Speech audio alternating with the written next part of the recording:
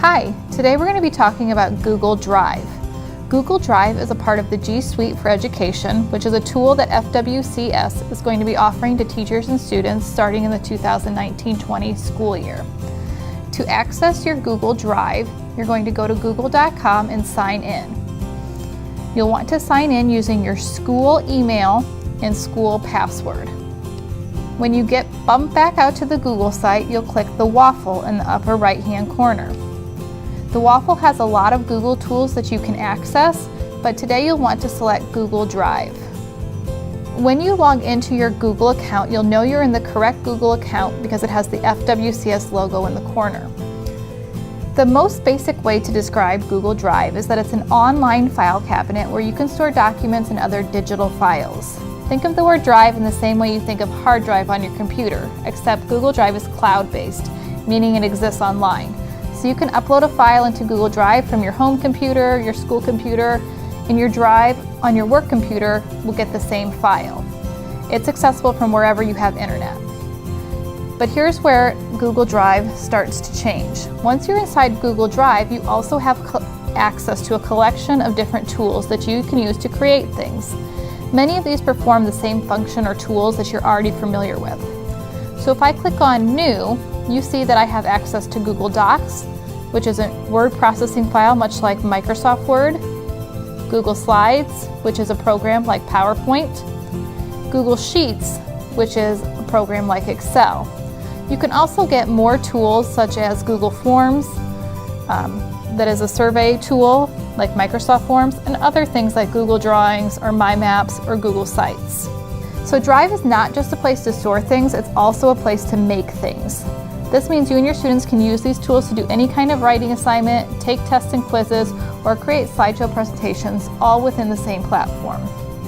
One of the things that we like about Google Drive is that you can organize your work in many different ways.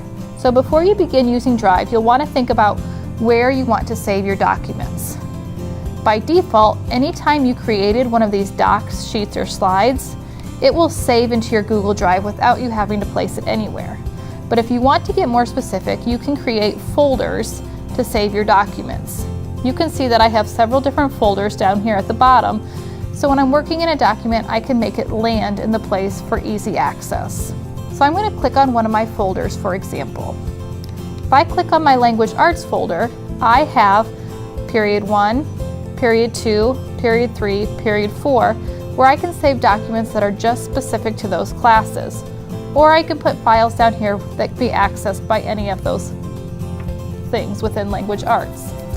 One of the ways to create a new folder, you simply click on the New, click the plus folder, and you can title it something. So if I had an additional period of Language Arts, I would call it Period 5, and then my folder appears.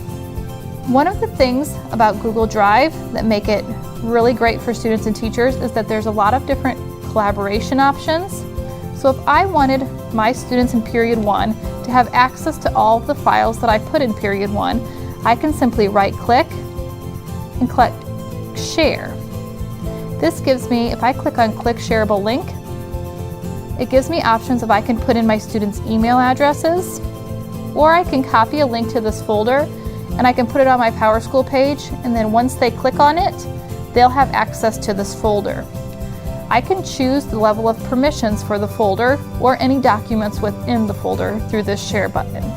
So if I want students to be able to edit the documents, I can, or if I simply want them to view these files, I can select that too. I'm going to select View so that if students want to grab a document, they'll make their own copy of it. And I'm going to click Done. A couple other things if you right-click on any of these folders that you can do is you can move them if you've got them in the wrong place. If it's something you'll want to find often, you can star it. You can always rename or change the color to make them easier for you to find. One of the benefits of using Google Drive is that once students are connected to this, you can see that there's a little person telling me that I have shared this link, but then I'll also have an ability to see any revision history or collaboration tools that we have used, which we'll go into depth more in later videos. But for right now, just knowing that your kids can get to these folders is helpful, or teammates. So if I want to share a document that I've just saved in my Drive with my students to a specific folder, I simply right-click, click Move To, and then I can select where I want that to go. So I'm going to move that into my Language Arts folder, and now that document can be found in that location. Another thing you'll want to know is that there's a Shared with Me button.